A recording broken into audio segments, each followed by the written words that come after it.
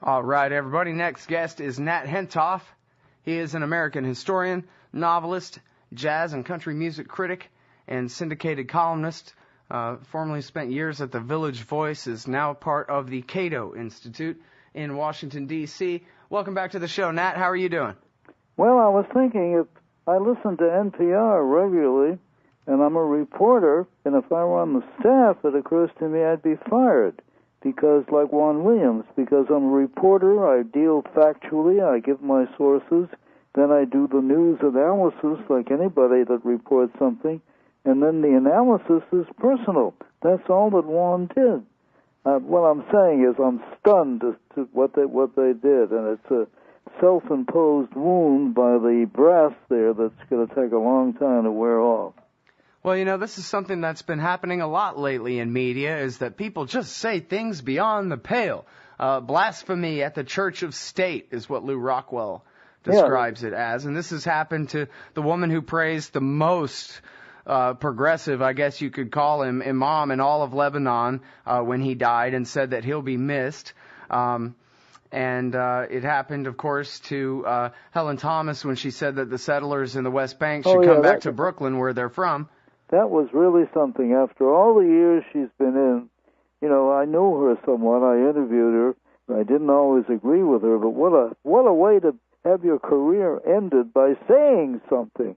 See, we are now, it's really close to, it's been happening, of course, ever since the Alien and Sedition Acts of 1798, when, as you probably remember, John Adams pushed through this bill, and if you said anything that might put Congress or the president in contempt or make them look bad, you could be put in prison. And sure enough, some newspaper people were, one congressman was, and that's how Thomas Jefferson got elected. He fought that. And we've had that all along. But now, with all the need to speak up, no matter where you're coming from, we are in a kind of First Amendment, you know, it's not always state action, but I'll tell you, I was in Justice Brennan's chambers once. I was running a profile of him for the New Yorker, and I asked him the schoolboy's question, what's the most important thing to you in the Bill of Rights?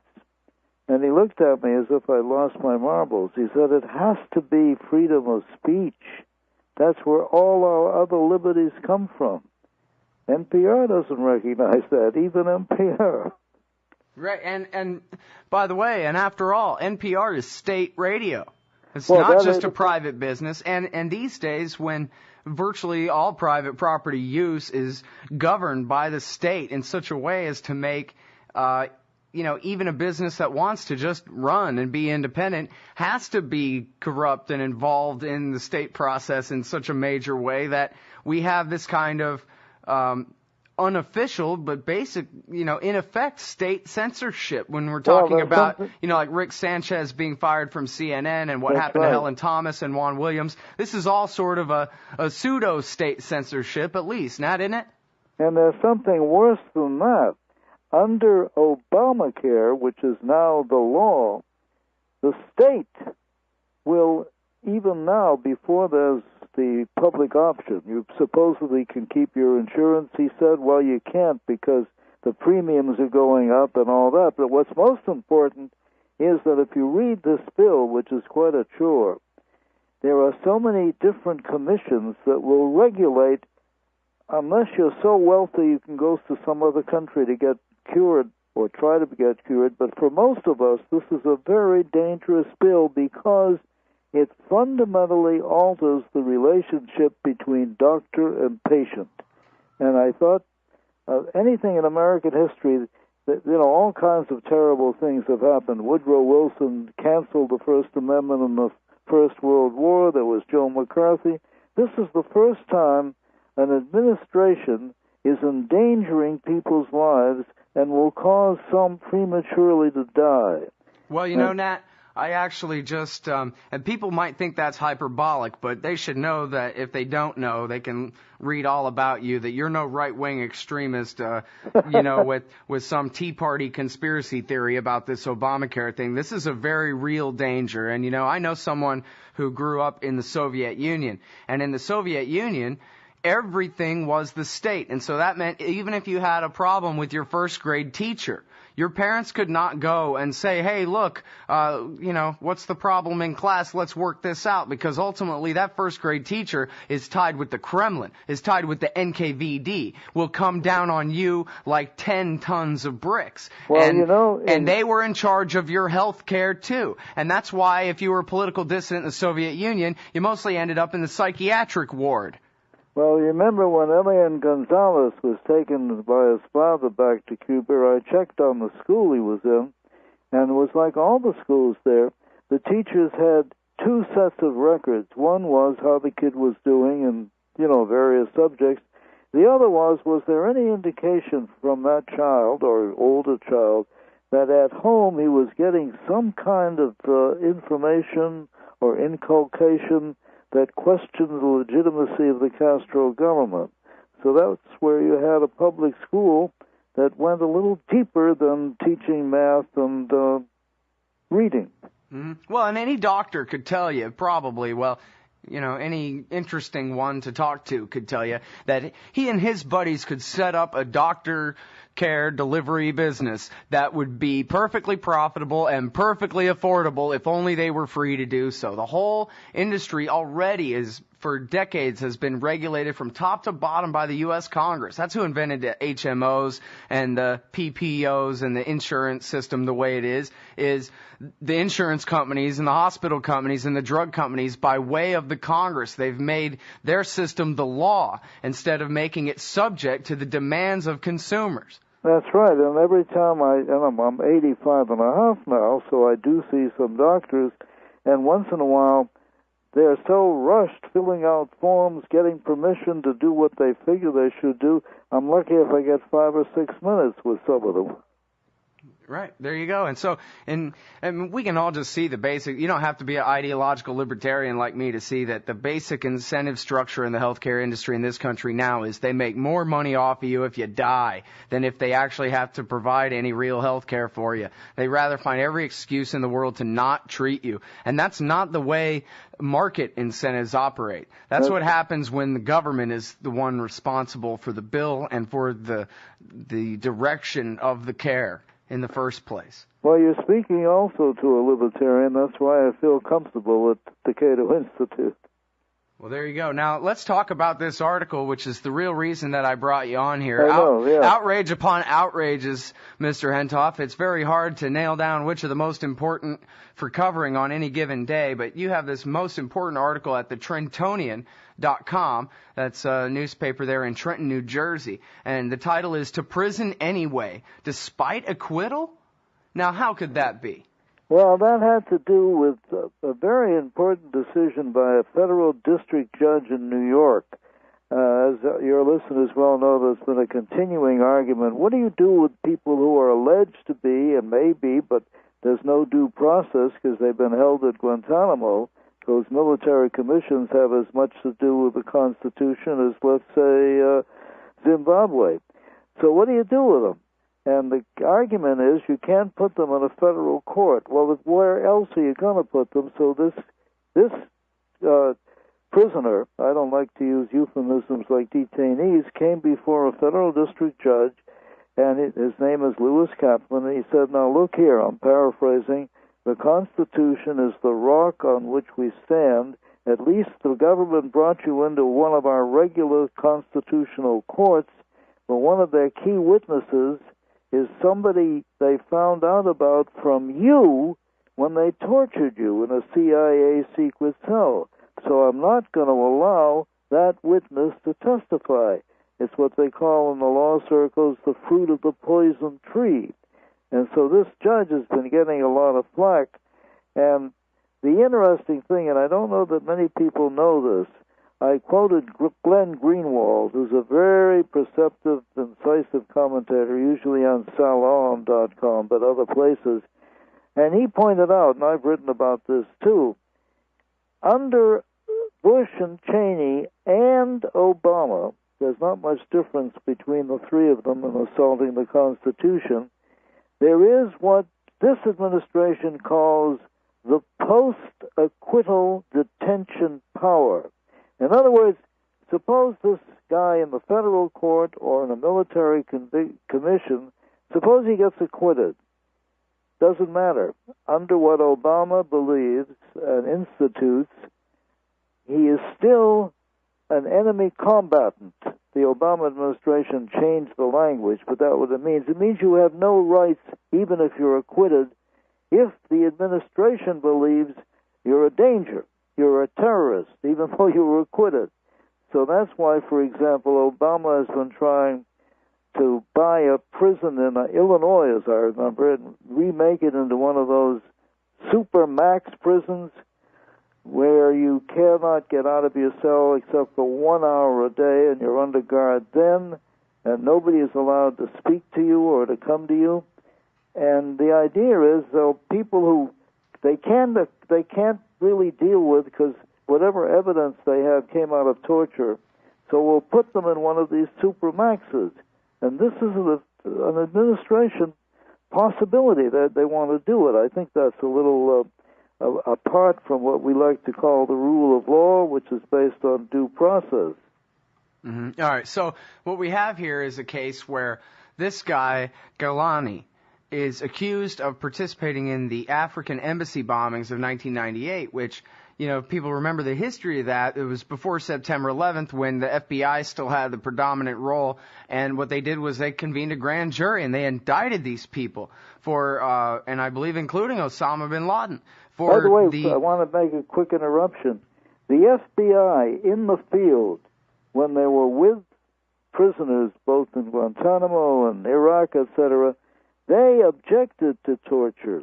And I have some of the messages they sent to this guy who's still head of the FBI and doesn't care about these things. And they have pointed out that their people know how to interrogate without torture.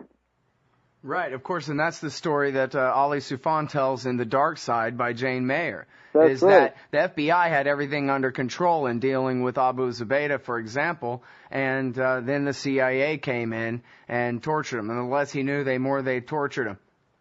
And the other thing is, this is something that Ben Weisner and some of the guys at the ACLU keep saying, not one person who has been proved, sometimes by evidence that the ACLU has gotten from the Department of Defense obituaries, not one person deeply engaged in torture in the field or getting their orders from on high, not one person has even been indicted, and none of these civilians who authorize it. Look at John Yoo. He's still teaching law. I don't know what kind of law, but he couldn't even be rebuked. They wanted to, part of the Justice Department, but a senior official said, no, we're just going to call what he did with the torture memos back in 2002. We're going to call those errors in judgment.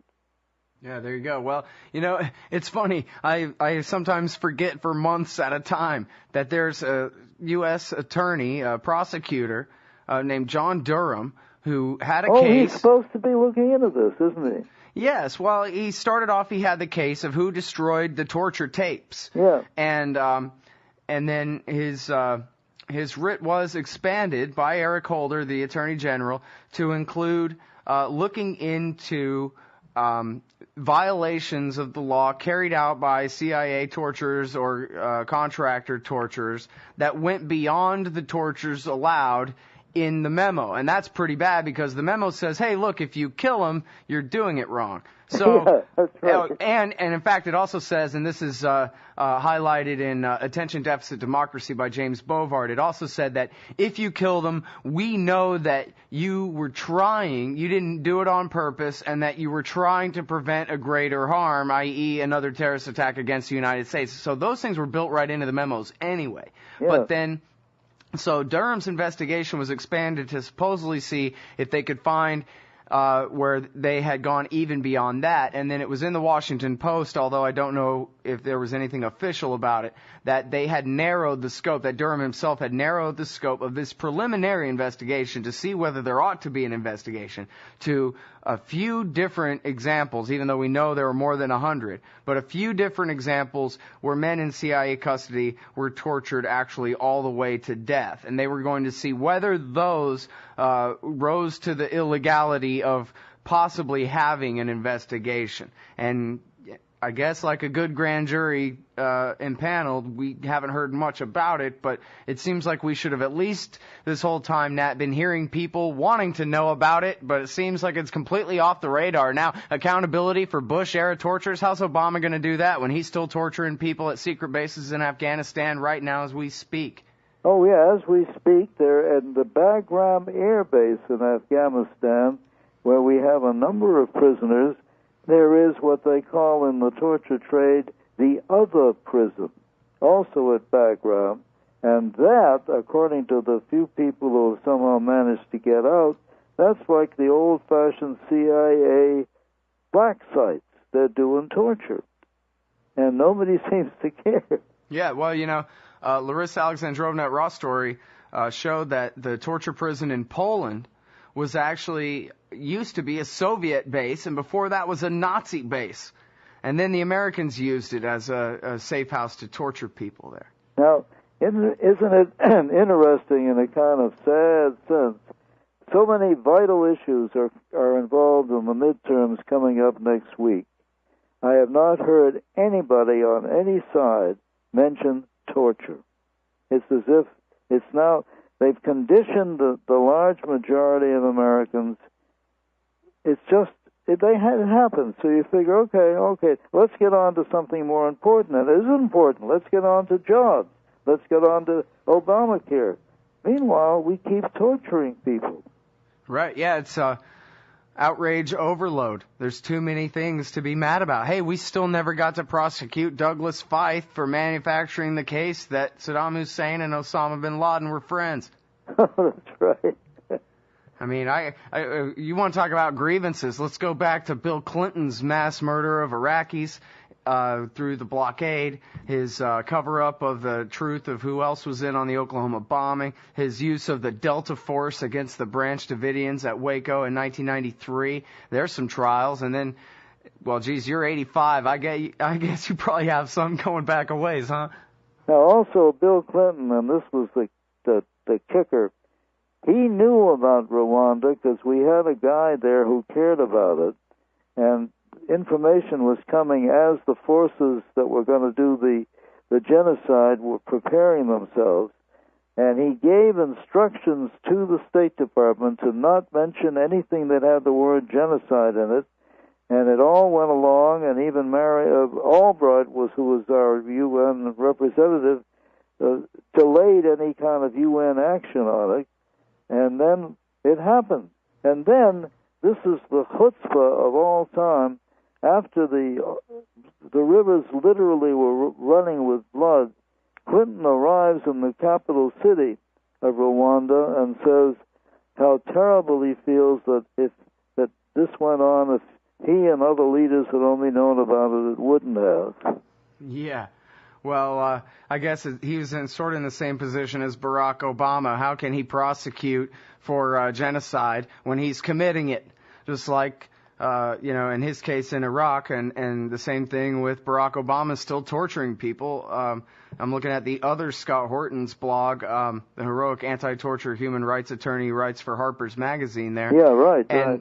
And he's been talking about how the Army Field Manual, Appendix M, still allows all kinds of sleep deprivation and cold water. I've written about that. I used to think, if we only had the Army Field Manual not only for the Army, but from all these, for example, these special forces, they do a lot of very evil things. Yeah, well, and they rewrote the Field Manual. When John McCain... But then I saw the new so-called revised Field Manual. I would hate to be in a prison where that was okay. Yeah. Well, and that's what's happening to these people, as you say. There's the Bagram prison, and then there's the wink-wink Bagram prison, the real one. Yeah. Room 101, your greatest fear. So I wonder, there's so much that is known that doesn't have to be even broken as a story, but it goes on and on and on, and people get distracted by other things. And no wonder this president says he doesn't want to look backwards, he wants to look forward.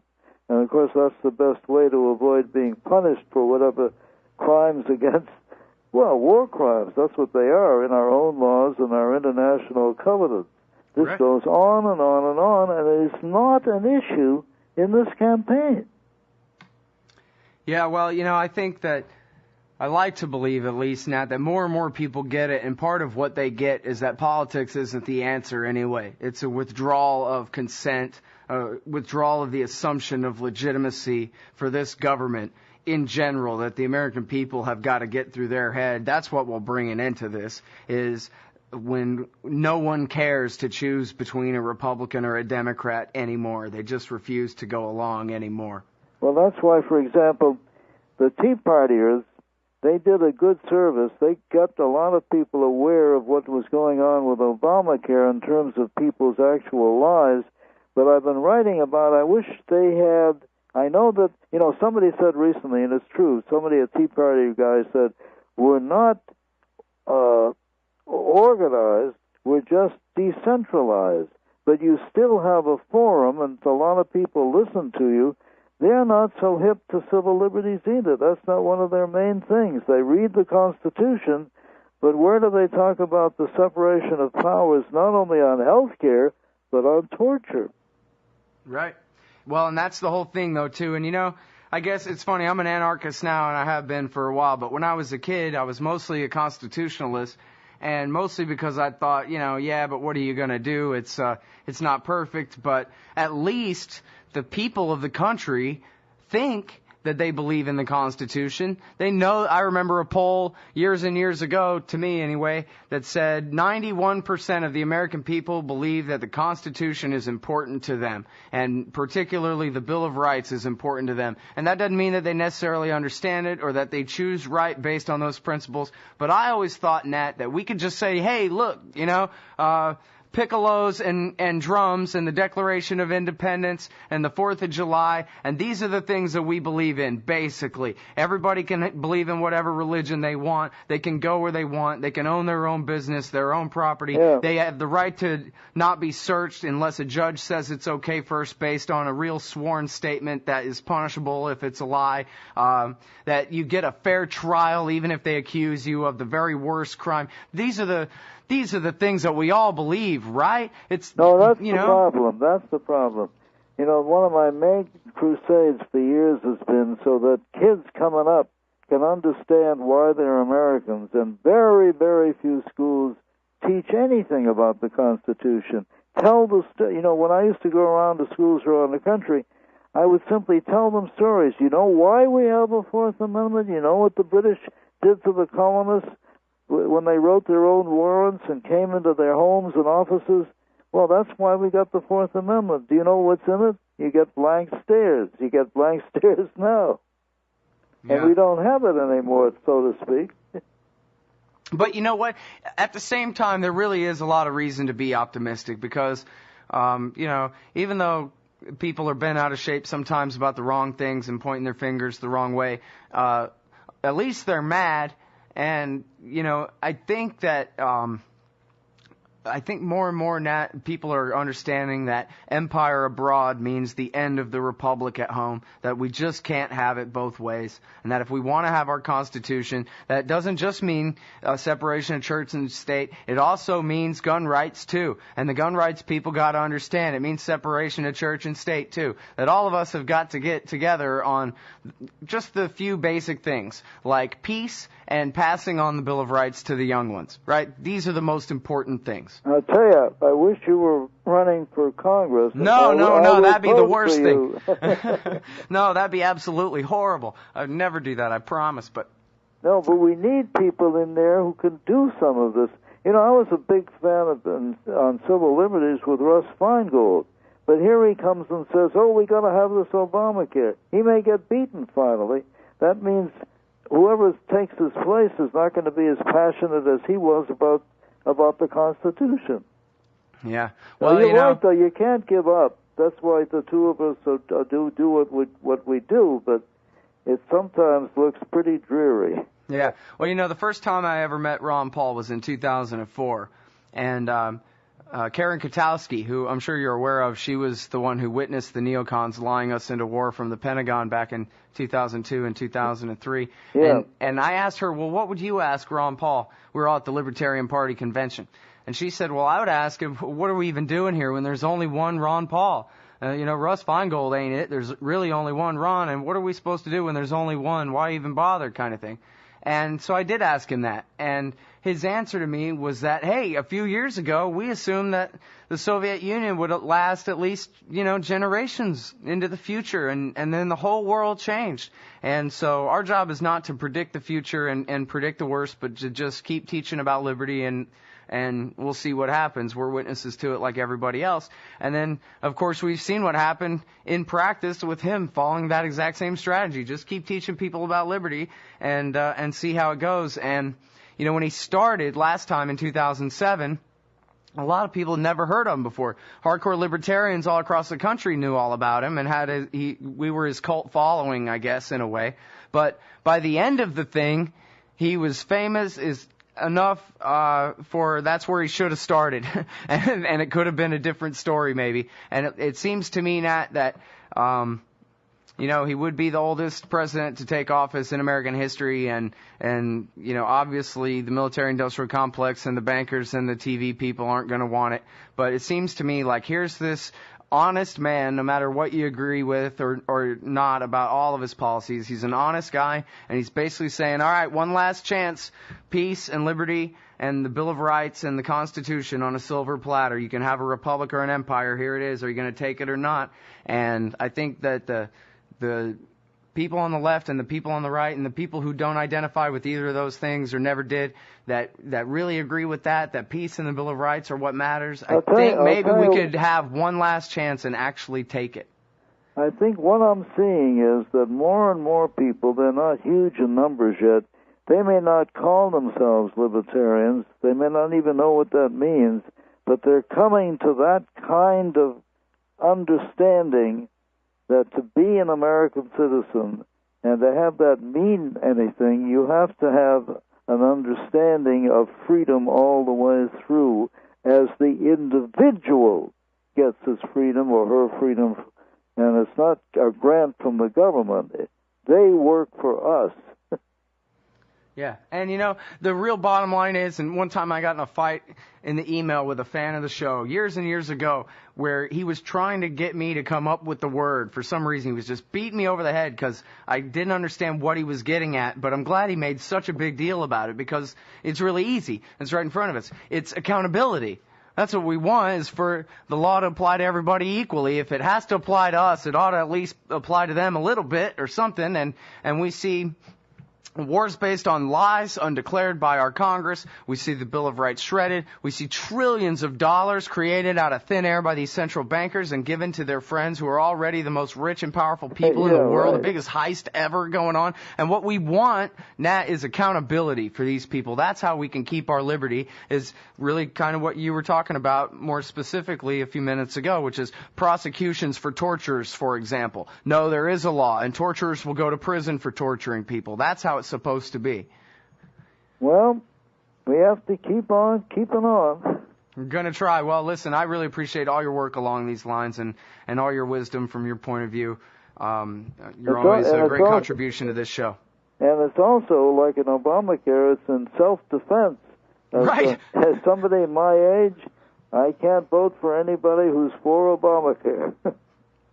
Well, yeah, clearly understood. And people, I urge you, especially if you tend to be liberal or democratic and oppose the wars and don't usually see things my way on economic issues and that kind of thing, you should, if you're not too familiar, you should become familiar with Nat Hentoff and his background and who he is, because I wouldn't want you to kind of characterize him in a way where, like Maddow would have you believe about somebody who's against Obamacare, that it's all based on some kind of, ridiculous Obama's a Muslim kind of Palin-esque nonsense, because that's certainly not where Mr. Hentoff is coming from. So I just want to try to set that context clear. I wouldn't care if Obama was an atheist like I am, a pro-life atheist. That would be okay, but not if he puts in Obamacare. All right. Well, that's a good place to leave it, is to highlight the importance of that issue. So thank you for your work on all these issues, and thanks for your time on the show today, Nat. Well, thank you for continuing the fight. Everybody, that's Nat Hentoff. He's at the CATO Institute, and he's got this piece Oh, my Mozilla froze up, but it's to prison anyway after acquittal at the Trentonian. I believe it's thetrentonian.org.